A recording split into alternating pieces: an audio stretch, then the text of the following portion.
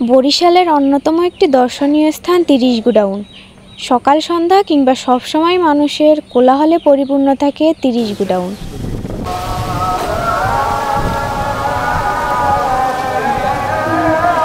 কীর্তনখোলা নদীর বয়ে যাওয়া স্বচ্ছ পানি, গাছের ডালে দোল খাওয়ানো, মুক্ত বাতাসের খোঁজে দূর দূরান্ত থেকে অনেক মানুষ ঘুরতে আসে। তবে অভিযোগ রয়েছে, রাত হলেই মাদকের জমজমাট আসর বসে এখানে।